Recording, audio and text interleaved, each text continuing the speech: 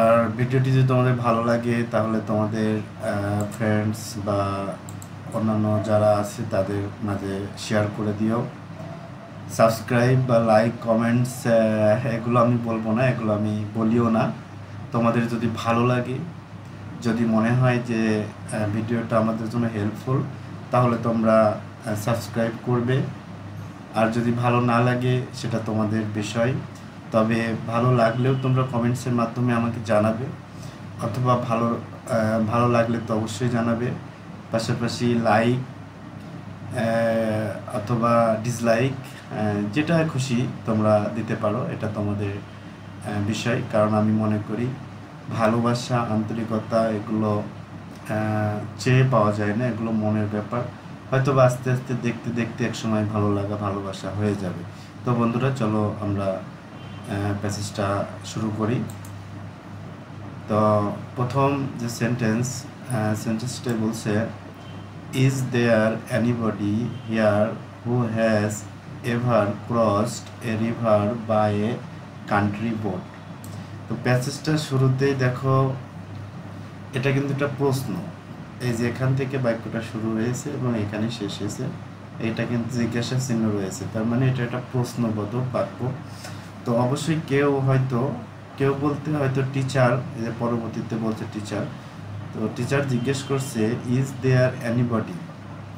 দেয়ার মানে হচ্ছে আছে, কেউ কি আছে, এনিবডি মানে কেউ, কেউ কি আছে, হিয়ার মানে এখানে, কেউ কি এখানে আছে, হু, হু মানে যে, এই হু বলতে এই এনিবডিকে বোঝাচ্ছে, যে হ্যাজ এভার ক্রসড, এভার মানে কখনো, আর হ্যাজ ক্রসড এই কথাটির অর্থ হলো, এই শব্দ, এটার অর্থ হলো যে অতিক্রম করেছে বা পার হয়েছে। তো কেউ কি আছে যে পার হয়েছে, কি পার হয়েছে, রিভার একটা নদী, বাই এ কান্ট্রি বোট, এই বাই মানে দ্বারা, কি দ্বারা, এ কান্ট্রি বোট মানে একটা দেশীয় নৌকা। দেশীয় নৌকা, দেশীয় নৌকা অবশ্যই তোমরা গ্রাম অঞ্চলে দেখেছো, অথবা নদী এলাকার মানুষ যারা তারা অবশ্যই দেখেছো। এবং আমরা অবশ্য টেলিভিশনে বা বিভিন্ন ভিডিওতেও ছোট ছোট নৌকাগুলো দেখি, যেগুলো আমাদের দেশীয় নৌকা। তো টিচার জিজ্ঞেস করছে যে এখানে কি কেউ কি আসো যে কখনো একটা নদী পার হয়েছো আমাদের দেশীয় নৌকায়। পরবর্তী sentence, I have teacher said Jamil. তো জামিল বলল, হ্যাঁ, আই হ্যাভ আমি আছি টিচার মানে স্যার, আমি আছি স্যার, সেইড জামিল বলল। তারপরে কি বলছে, অ্যান্ড আই ক্লিয়ারলি রিমেম্বার। এই ক্লিয়ারলি কথাটির অর্থ তো এটা আমরা সবাই জানি, ক্লিয়ার মানে পরিষ্কার করা। তো বাংলায় আমরা বলি আমি পরিষ্কারভাবে বলছি, এরকম বলি। তো ওইটার ইংরেজি হয়েছে ক্লিয়ারলি। বলছে এবং আই মানে আমি, ক্লিয়ারলি পরিষ্কারভাবে, রিমেম্বার মানে স্মরণ করতে পারি, হোয়াট হ্যাপেন্ড। হোয়াট মানে হচ্ছে কি, কি হ্যাপেন্ড মানে ঘটা। তো যেহেতু এটা অতীতকালের ঘটনা, তো কি ঘটেছিল, in that journey. In that journey ইংরেজিতে ইন দ্যাট বলতে ওই, আমরা বাংলায় যেমন বলি ওই, ইংরেজিতে ওই শব্দটা ব্যবহার, ওই বোঝাতে ইন দ্যাট ব্যবহার করা হয়। ইন দ্যাট জার্নি মানে ওই জার্নিতে বা ওই ভ্রমণে, জার্নি মানে ভ্রমণ, ওই ভ্রমণে কি ঘটেছিল সেটা আই ক্লিয়ারলি রিমেম্বার মানে আমি একদম একদম মানে ভালোভাবে বা পরিষ্কারভাবে আমার মনে আছে বা আমি স্মরণ করতে পারি। তো আমি যে শব্দগুলোর অর্থগুলো বলে দিচ্ছি, তোমরা অবশ্যই একটা খাতা নিয়ে এই শব্দগুলোর অর্থগুলো লিখে রাখবে এবং পরবর্তীতে নিজে নিজে কয়েকবার তোমাদের বই পড়ে একটুখানি ট্রাই করবে, দেখবে যে এগুলো তোমাদের অনেক কাজে লাগবে। বিশেষ করে গ্রামেটিক্যাল বিষয় যখন তোমরা করতে যাবে, তখন কিন্তু একটা সেন্টেন্স সুন্দর করে যদি তোমরা বাংলা করতে পারো, তাহলে ওখানে আমি মনে করি যে গ্রামার প্রায় 50% হয়ে যায়। সুতরাং এই একটা প্যাসেজ বাংলা করাটা অত্যন্ত জরুরি। হ্যাঁ, তো যদিও তোমাদের বিভিন্ন গাইড আছে বা বিভিন্ন বই আছে যেখানে বাংলা অনুবাদ করা থাকে, কিন্তু সেখানে এমন ভাষায় বাংলাটা করা থাকে যে অনেক ক্ষেত্রে তোমরা সেই ভাষাটার সাথে অভ্যস্ত না বা বুঝতে পারো না। সুতরাং আমি মনে করি আমি সহজ ভাষায় যেহেতু বাংলা করছি সেহেতু তোমাদের এটা অনেক বেশি উপকার হবে। তো চলো আমরা পরের সেন্টেন্সটা দেখি। Would you please tell us what happened, teacher asked. শিক্ষক বা শিক্ষিকা যেই হোক জিজ্ঞেস করেছিল, উড ইউ প্লিজ, তুমি কি উড ইউ প্লিজ টেল আস, তুমি কি আমাদেরকে বলতে পারো, আমাদের আস মানে আমাদের, টেল মানে টেল আস মানে আমাদেরকে বলা, তুমি কি আমাদেরকে বলতে পারো হোয়াট হ্যাপেন্ড, কি ঘটেছিল। তারপরে সেন্টেন্সে বলছে যে ওকে টিচার, বলছে ওকে স্যার বা ওকে শিক্ষক, it happened when I was in class 6। ইট মানে এটা, হ্যাপেন্ড মানে ঘটেছিল, এটা ঘটেছিল হোয়েন, হোয়েন মানে যখন, যখন আই ওয়াজ ইন ক্লাস 6, যখন আই মানে আমি ছিলাম ইন ক্লাস 6, ক্লাস 6-এ। তো আমরা এটা বাংলায় এভাবে করতে পারি যে যখন আমি ক্লাস 6-এ পড়তাম তখন এই ঘটনাটি ঘটেছিল। পরের সেন্টেন্স কি বলছে, অন এ উইকলি বাজার ডে, সেই দিনটি ছিল একটি সাপ্তাহিক বাজার। তোমরা যারা গ্রামে থাকো তারা অবশ্যই জানো যে আমাদের গ্রামে কিন্তু সপ্তাহে একটা নির্দিষ্ট দিন থাকে, একদিন বা 2 দিন, সেই দিনগুলোতেই মূলত বাজার লাগে, কাঁচা বাজার বা বিভিন্ন জিনিসপত্র সেখানে পাওয়া যায়। তো এটা ছিল একটা সাপ্তাহিক বাজারের দিন। পিপুল ওয়ার কামিং ব্যাক, পিপুল মানে লোকজন বা মানুষ, তো লোকজন ওয়ার কামিং আসছিল, ব্যাক, ব্যাক মানে পেছনে, কিন্তু এই জায়গায় ব্যাক কথাটির অর্থ হলো যে তারা ওই বাজার থেকে ফিরে আসছিল, উইথ দেয়ার শপিং ব্যাগস, মানে তাদের যে বাজারের ব্যাগস থাকে মানে ব্যাগগুলো থাকে ওই ব্যাগগুলো নিয়ে, অ্যান্ড এবং বাস্কেটস ইন হ্যান্ডস, এবং তাদের হাতে ছিল কি বাস্কেট, বাস্কেট মানে ঝুড়ি, ইন হ্যান্ডস। সচরাচর গ্রামের বাজারগুলোতে ব্যাগ এবং বাস্কেট এগুলোই ব্যবহার করা হয়। তো ওইগুলো নিয়ে লোকজন কি করছিল, ওয়ার কামিং ব্যাক মানে বাড়িতে ফিরে যাচ্ছিল। অন শোল্ডার্স অ্যান্ড হেডস, তো এই ব্যাগ এবং ঝুড়ি এগুলা তাদের হাতে ছিল, হয়তো কারোর ছিল কাঁধে, আবার কারোর ছিল হচ্ছে হেডস মানে মাথায়। তারপরে কি হলো, they had to cross the river. আমি আগের ভিডিওগুলোতে এই যে হ্যাড টু, হ্যাভ টু এবং হ্যাজ টু এর অর্থটা কিন্তু বারবার বলেছি, যেটা কিন্তু বারবার ব্যবহৃত হয়। এই হ্যাড টু বা হ্যাজ টু একসাথে যখন ব্যবহৃত হয় তখন এর কথাটির অর্থ হয় যে অবশ্যই কোনো একটা কাজ তাকে করতে হবে, মানে বাধ্যবাধকতা, বুঝছো? তো দে মানে তারা, হ্যাড টু ক্রস তাদের অবশ্যই ক্রস করতে হয়েছিল, দ্য রিভার একটা নদী। It was not a big river, এটা খুব একটা বড় নদী ছিল না, এটা ওয়াজ নট মানে ছিল না, এ বিগ রিভার এটা ছিল না, এ বিগ রিভার একটা বড় নদী। তো আমরা বাংলা এটাকে বলি একটা বড় নদী ছিল না এটা। There was a ferry boat, ferry boat plying on the river. এই দেয়ার যখন প্রথমে ব্যবহৃত হয় তখন এই দেয়ারের সাথে যদি বি ভার্ব থাকে, বি ভার্ব হলো অ্যাম, ইজ, আর, ওয়াজ, ওয়্যার, এই বি ভার্ব ব্যবহৃত হয় তখন এটার অর্থ দেয় আছে বা ছিল এরকম। তো সেখানে ছিল এ ফেরি বোট একটা ছোট, ফেরি মানে হলো ছোট, বোট একটা ছোট boat, playing on the river, playing on the river মানে ওই নদীতে চলছিল, একটা ছোট নদী, ছোট ছোট হচ্ছে নৌকা। The boat could cross it in 8-10 minutes, বোটটি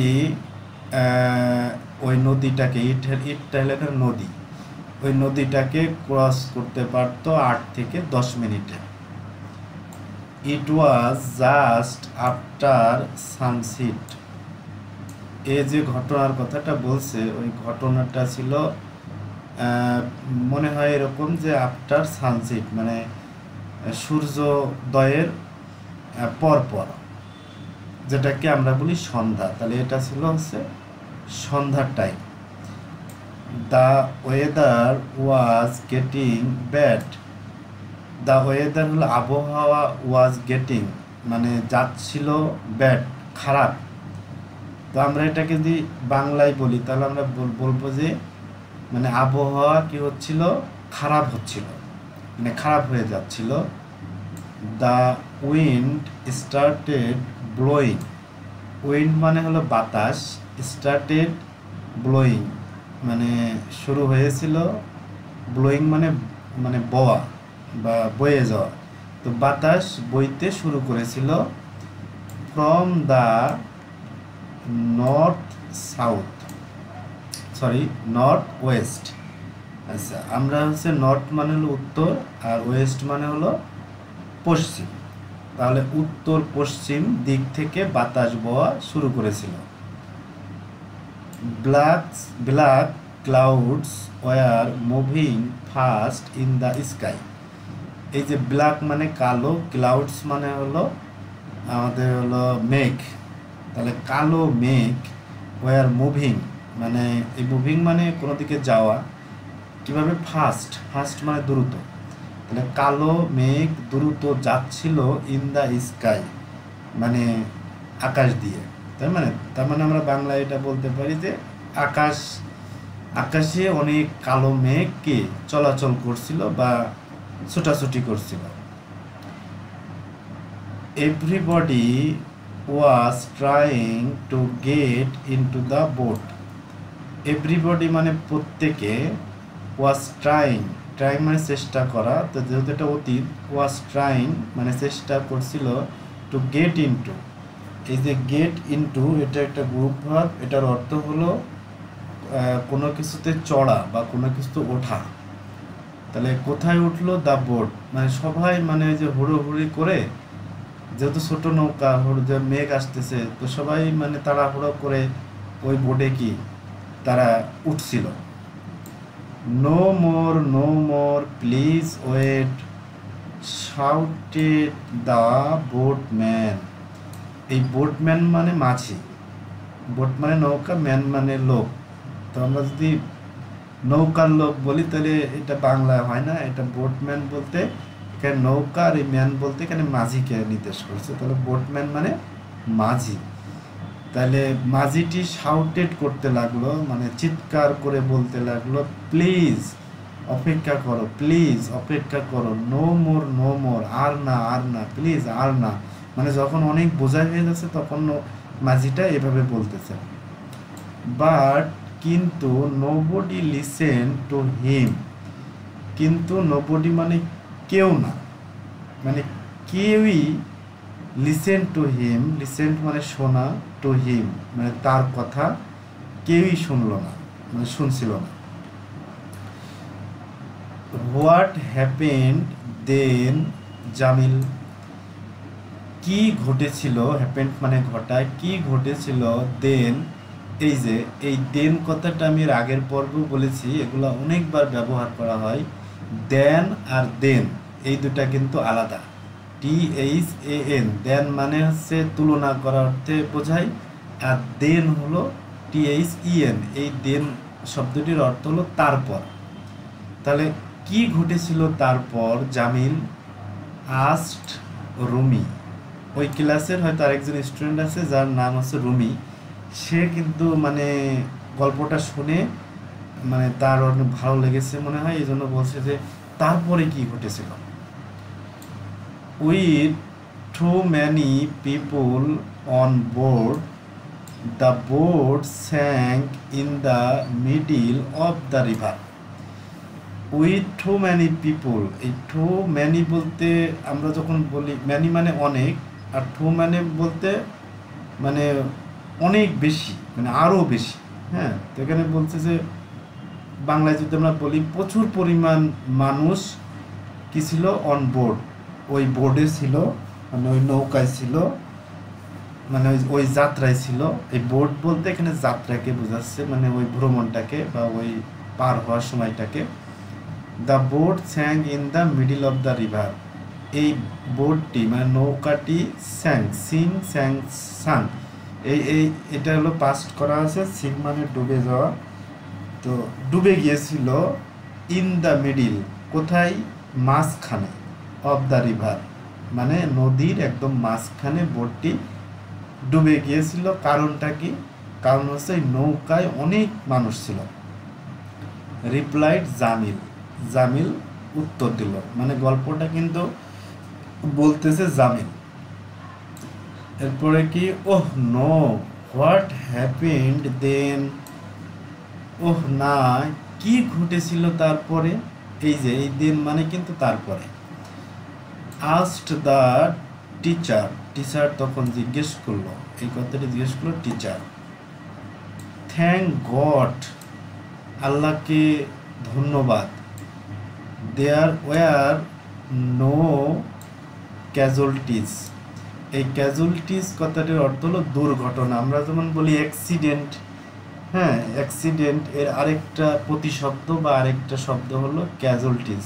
এই ক্যাজুয়ালিটিস অর্থ হলো দুর্ঘটনা। বলছে যে আল্লাহ, আমরা অবশ্য বলি যে আল্লাহর রহমতে, হ্যাঁ এরকমই আল্লাহর রহমতে দেয়ার ওয়ার নো ক্যাজুয়ালিটিস, মানে কোনো ধরনের দুর্ঘটনা ঘটেনি। All the passenger swamp to the other side, মানে ওই নৌকায় সকল প্যাসেঞ্জাররা কি করলো, সাঁতার দিয়ে টু দ্য আদার সাইড, অন্য সাইডে চলে গেল। এই সোয়াম মানে সাঁতার দেওয়া, সুইম, সুইমের past form swam. But some of them lost the stuff they were carrying such as oil, salt and milk, said Jamil. তো জামিল বলল যে কিন্তু সাম অফ দেম মানে তাদের মধ্যে কিছু লোক লস্ট হারিয়ে ফেললো দ্য স্টাফ, স্টাফ বলতে জিনিসপত্র, দে ওয়ার ক্যারিং তারা যেগুলো নিয়ে যাচ্ছিল, ক্যারিং মানে বয়ে নেওয়া যাওয়া, নিয়ে যাচ্ছিল, যেমন তেল, লবণ এবং দুধ, এগুলো তারা ওই নদীতে কি হারিয়ে ফেললো। Were you on the boat asked the teacher, teacher জিজ্ঞেস করলো তুমি কি ওই বোটে ছিলে?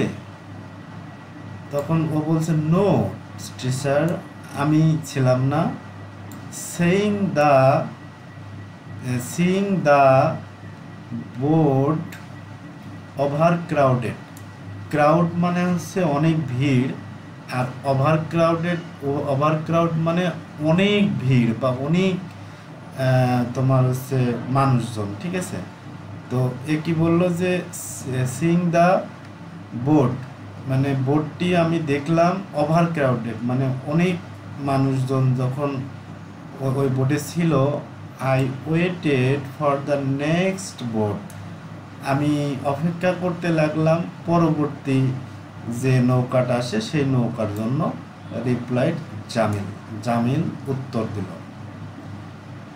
You did the right thing Jamil, তুমি ঠিক কাজটাই করেছো। ইউ মানে তুমি, ডিড মানে করা, দ্য রাইট থিং মানে সঠিক কাজ জামিল। তো টিচার তো বলছে যে জামিল তুমি সঠিক কাজটাই করেছো। তো বন্ধুরা এই পর্যন্তই ছিল এই প্যাসেজটি। তো আমি আবার একটু সামারি আকারে তোমাদেরকে বলি। তো এই ঘটনাটা হলো একটা ক্লাস নিচ্ছে একটা টিচার।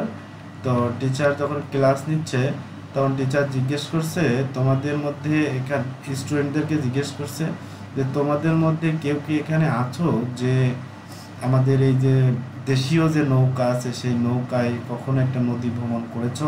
তো জামিল বলছে জি স্যার আমি করেছি এবং আমার তখন কি ঘটেছিল সেটা আমার স্পষ্ট মনে আছে, এই যে এই লাইনে।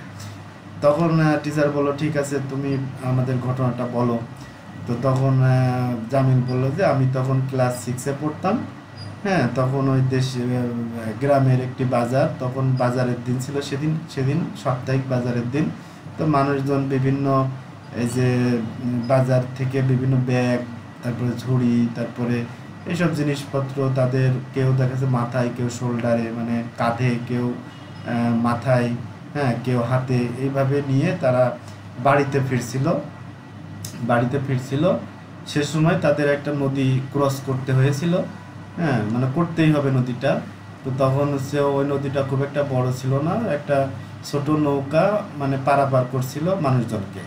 হ্যাঁ, এই যে প্লাইং মানে পারাপার করা। তো বোটটি দেখা যাচ্ছে 8-10 মিনিট টাইম লাগে তার এপার থেকে ওপার নিয়ে যেতে। তো ওই যে সময় ও ও যে ঘটনাটি বলবে, সে সময়টা ছিল হচ্ছে মানে ঘটনাটা ঘটেছিল হলো সন্ধ্যার দিকে, সানসেট মানে সূর্য মানে ডুবে যাওয়ার মুহূর্তে। আবহাওয়া খারাপ হয়ে যাচ্ছিল, আবার বাতাস, জোরে জোরে বাতাস শুরু হয়েছিল এই যে উত্তর পশ্চিম দিক থেকে। হ্যাঁ, মেঘরা দৌড়াদৌড়ি করছিল। তো তখন হচ্ছে সবাই যে মানে চেষ্টা করছিল হুড়োহুড়ি করে বোটে উঠে যাওয়ার জন্য। মাঝি চিৎকার করে বলছিল যে না না, আর না না, প্লিজ অপেক্ষা করো। হ্যাঁ, তখন দেখা যাচ্ছে যে এই যে তারপরে হচ্ছে যখন সবাই হুড়োহুড়ি করে অনেক বেশি ওভারলোড হয়ে গেল, তখন নদীর মাঝখানে যেয়ে নৌকাটি ডুবে গেল। তো যদিও কোনো ক্যাজুয়ালিটিস ঘটেনি, মানে দুর্ঘটনা, খুব বড় ধরনের দুর্ঘটনা ঘটেনি, কিন্তু প্যাসেঞ্জাররা যেসব জিনিসপত্র নিয়ে যাচ্ছিল, যেমন তেল, তারপরে এই যে লবণ, তারপরে দুধ, হ্যাঁ এইগুলো কিন্তু তারা ওই নদীতে হারিয়ে ফেলে, বা তারা ওটা নষ্ট হয়ে যায় আর কি। তো তখন টিচার লাস্টে জিজ্ঞেস করলো তুমি কি ছিলে? তো জামিল বললো যে না, আমি যখন দেখলাম যে ওই নৌকায় অনেক মানুষ উঠে পড়েছে, ওভার ক্রাউডেড হয়ে গেছে, আমি তখন পরবর্তী যে নৌকা, সেই নৌকার জন্য আমি অপেক্ষা করছিলাম।